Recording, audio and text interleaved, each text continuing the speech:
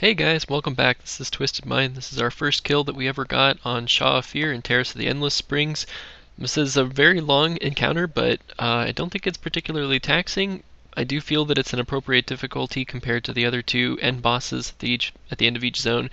Um, there's a lot of things going on here, but really what this encounter relies on is just everybody doing their job. If everybody does their job, like everyone else's job gets easier.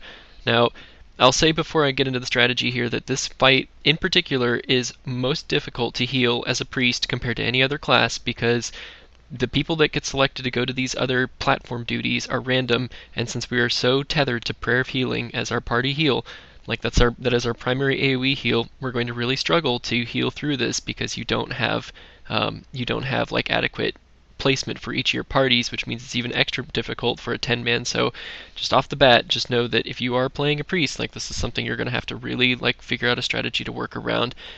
Because of this like hiccup, like because of this hindrance on my class, I tried it as holy the very first night we did it for like 2 attempts. The reason I'm disciplined though is because of this phase right here. So here's like overall what the macro is going on in this fight. This phase, a few raiders, one of them will be a tank, one will always be a healer. You're going to get selected to go fly over to this platform off to the side. You're going to have to DPS these ads down. What they do is they drop these little orbs. These orbs, if they're out for 8 seconds, will get sucked back up into their body and heal them. This was the most difficult thing for us in learning this encounter is managing the orbs and doing enough DPS to these things, because if you don't kill these guys in time, they um, they'll keep you tethered to this platform because you can't go back to the main platform till this guy's dead, and then the other platform will whisk away the other people that are standing there. And if a tank is away from the main platform, the boss will start putting this thing on called like grasping something, and it's basically a dot. You can see my UI frames in this attempt, and it just like totally tanks away like their health at a very rapid rate and will quickly wipe the raid. So the DPS's ability to down that side ad, and to keep these ads over here under control will make this encounter go a lot smoother. So you go to the side, and if you notice there, picking up those orbs, since I do have unlimited mana, I'm doing a lot of like really expensive heals, and even when I get back to this main platform, I'm still going to just keep layering in really expensive heals. You'll see me dropping tons of powered shields on everybody all the time. I spec Halo. I'm also using my flash heals pretty liberally. This is because mana is it's relatively not much of an issue, which means I also took all these talents that have nothing to do with mana, like I have the Surge of Light talents from Darkness Comes Light, and I also have Divine Insight. So that's like my personal strategy here, is because mana's not so much of an issue that I didn't really want to worry about managing it too well. All I have to do is Shadow Fiend when I'm not off to the side platform, and my mana seemed to be relatively stable. Now, what's going on here? I did take Divine Insight, and there's whenever other things are stable, like whenever Raider's health is okay, my health's okay, I'm not like dodging a bunch of stuff. I really try to make sure that I'm juggling my cooldowns with whatever I can see the tank juggling, because the primary things the tank is going to be worrying about on this when they're on the boss is this Thrash ability. Thrash is great. It's a good test to see if they can use their active mitigation correctly, but their health will be relatively spiky. And if you're quick enough and you're showing your UI correctly, you can juggle around it. As you can see here, if I see big cooldowns up, I try to lighten the healing. If I don't, I try to keep Grace refreshed. I do a lot of really situational things where I put shields on at a specific in between one of their cooldowns if I can see their active mitigation going. So that's like the really mini game that I can always focus on if I get overwhelmed, or if there's nothing else that's really overwhelming going on. What else happens on that main platform is he summons those ads on either side.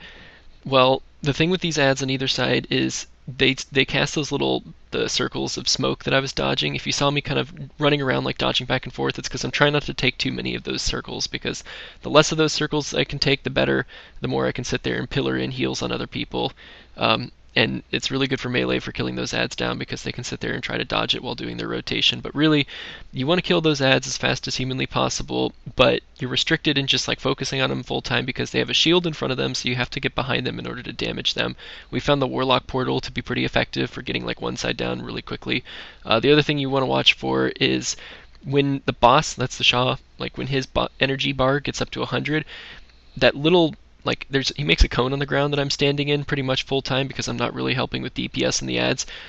If you're standing in that cone, you take reduced damage altogether, but also he does this thing that like destroys you pretty much in one hit. I have gotten a few people to live through it, but it's this big purple ability that he's shooting out. That'll like fear kill you, do all this stuff. The reason you can cheese it and get past it is if you just came from a platform like one of the side platforms, you're actually immune for a little bit of time to the fear part of that, which means you don't take any damage from it, so you can sit there and focus the ads better, and you also have a little bit of a DPS boost. So surviving this initial rush is kind of like a bulk of a healing challenge for me, and then after that it seems to get easier as long as the DPS are getting off that platform in time, and as long as the tanks are rolling their active mitigation in time. Otherwise, when you are out in the platform, he'll cast this ability called Death Blossom. Death Blossom will really quickly kill you. There are pillars to that outside platform, and that's how you want to avoid getting hit by Death Blossom, is when he starts casting it, you want to quickly dodge behind a pillar. There are some classes, like, the tank that was sitting there tanking it, he could sit there and take it to the face, but, most other people can. So as a DPS, that's what you need to worry about. And then he also spins around and shoots this thing that will fear you and, put a silent stun on you, whatever, and it can be dispelled, but it's so quick that it's not worth the mana to dispel it, and you're better off casting other spells at the ad, or putting up bubbles or doing something else. You're better off doing something else. So don't get trapped in the dispel game there. And then also, he casts that around at you. If you were standing by a pillar as a range, you could probably dodge in and out of that if you see the arrows pointing at you, but the reason I wouldn't recommend it is because the orbs that he's spawning on the ground, since they heal him, you can quickly get overwhelmed by orbs. It's better if you just have all of the DPS and everyone on the platform try to get an orb if they see it. We tried a few strategies where we had the healers primarily trying to get the orbs because it gives them mana, or it gives them an additional resource. So we tried to have our healers and the rogue and our warrior get the orbs if they saw it, and then have the range just not focus on it. But if you let one of these get in, on the ad that you're trying to kill, it's 5% of his health, straight up. It's a big setback, and that's what was wiping us the most. Is that the people on this platform killing the ad couldn't get back in time. So my advice is just take it to the face. Take these little arrows that he's taking and stunning at you. It's random, you can't control it. As a discipline priest, just get shields up on everybody all the time, and then hopefully you can stop most of that damage, and then you can go back to doing other things like casting Holy Fire or Penance while running around, or getting a Mending up or more shields or whatever. You'll see I also drop some flashy type heals, like Flash and Binding Heal in between when I am when I'm not pillared in place or something. So my best advice for that platform is that's how you should handle it. You should just only line of sight when he starts casting Death Blossom.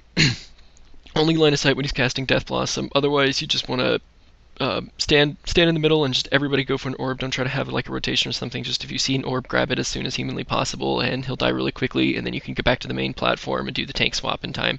And then for the tanks, I do have all these talents that are great for keeping them alive and stuff, but you really kind of have other things you need to be doing. What I'm trying to do is I'm trying to get smart Halo placement, and I'm trying to get some good shields, and sometimes I'll roll Spirit Shell and I'll drop flash heal bombs on people to get some absorbs on them while they're standing out there killing the ads.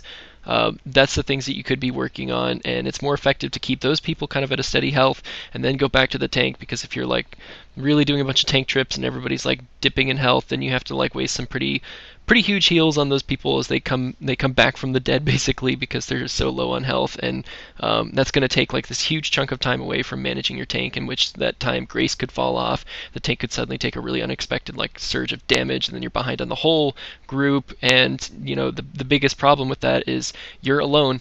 Your other healer's on a different platform from you, so the healing that you're doing on this platform is the healing that you're doing on this platform. And as a disciplined priest, it's really critical that you just stay ahead in the health pools. If they start falling too far behind, you're gonna fall behind. You're not gonna be able to ever recover from that. So some other things I thought were pretty cool that you could juggle around. Since this is a high movement fight, you'll see sometimes I do a lot of borrowed time combos.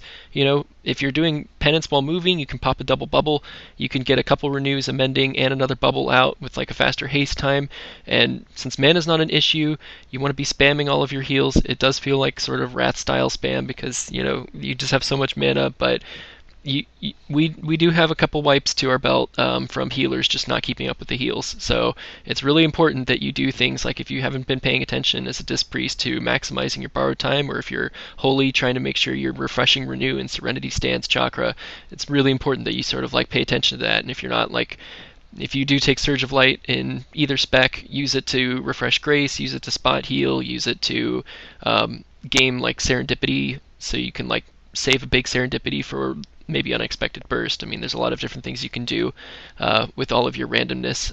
But the one thing I did notice is because my rotation, all my talents are so random, sometimes you can just be out a cooldown. Like, you know, we have so many short-term cooldowns, but there is every now and again just that one gap of time where you're like missing a huge cooldown, and that's usually when I just stop what I'm doing and start dropping flash heals so I can stay ahead on healing with everybody. But otherwise, just it's all about execution. We kind of spent a couple attempts like not really making a dent in his health, but once we got this rotation figured out where it's like, okay, you just rush these platforms. Once the side platforms are rushed, you can get back to the main platform. If you get back to the main platform faster, then you can get those ads down faster. If the ads go down faster, you're doing more DPS to the boss. So pretty much it's like a go go go go rush rush rush rush kind of feel. I would because of that it goes so much smoother with more DPS. It's we two healed it. I don't know if people are three healing it or what the enrage is, but two healing it makes these side platforms go really cake, and then also two healing it. It doesn't feel like you're being overwhelmed on the main platform, even though it's just you trying to keep up a tank through these brutal thrashes and the other DPS who are like running in and out of the side, getting cleaved by these little ads circle things that they're putting on the ground. But it's not so bad.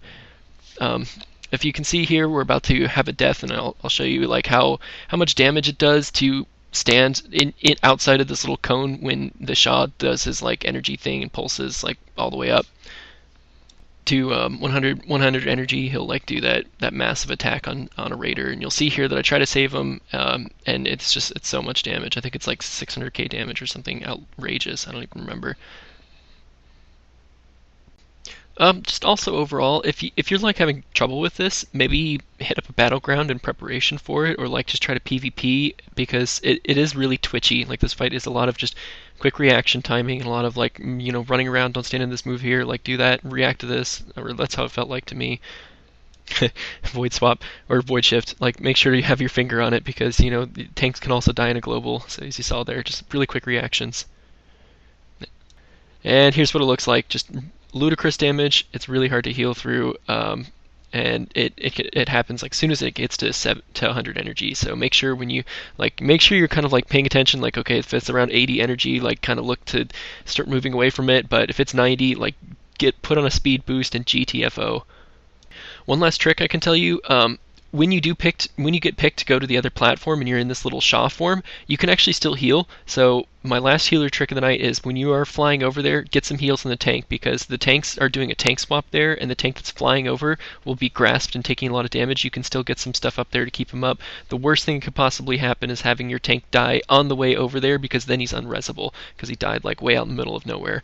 So that's one last thing you can do, and then just get really good about being mobile, like running around here. You saw I'm really using a lot of angelic feathers to maximize platform damage, or maximize platform coverage, and then pretty much if you execute it correctly, he'll drop. So good luck and have fun. See you in heroic modes.